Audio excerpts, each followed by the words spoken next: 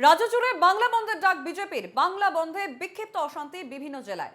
Rail অবরোধ, জেলায় জেলায় রাস্তা বন্ধ, দোকান বন্ধের অভিযোগ। কোথাও আবার পুলিশের সঙ্গে ধস্তাধস্তি, কোথাও সরাসরি তৃণমূল কর্মীদের সঙ্গেও বচসা।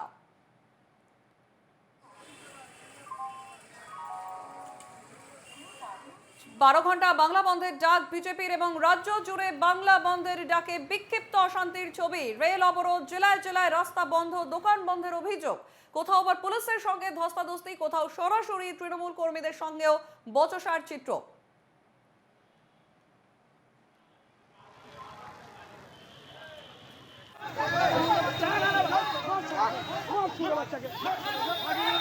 সরাসরি আমাদের সঙ্গে রয়েছেন দুর্গাপুর থেকে সাধন রোজ। সাধন, দুর্গাপুরে এই মুহূর্তে কি পরিস্থিতি? একেবারে তোমাকে জানিয়ে রাখি যে 12 ঘন্টা বিজেপির যে বাংলা বন্ধ ডাক দেওয়া হয়েছিল সেই রকমই প্রত্যেকটি জেলার সঙ্গে সঙ্গে দুর্গাপুরের, পশ্চিম বর্ধমানের দুর্গাপুরের পাঁচমাথা মোড় থেকে বিজেপি বিধায়কের নেতৃত্বে, লক্ষণচন্দ্র ঘড়ুইয়ের নেতৃত্বে একটি মিছিল বার করা হয় এবং সকাল থেকে তারা কিন্তু যে সমস্ত দোকানপাটগুলি খোলা ছিল সেই দোকানপাটগুলি বন্ধের জন্য তারা আবেদন জানাচ্ছিলেন এবং যে সমস্ত বাস চলাচল করছিল তাদেরকে কিন্তু যথারীতি বাস বন্ধ করে দেওয়ার জন্য কিন্তু তার এক প্রকার বলতে থাকে।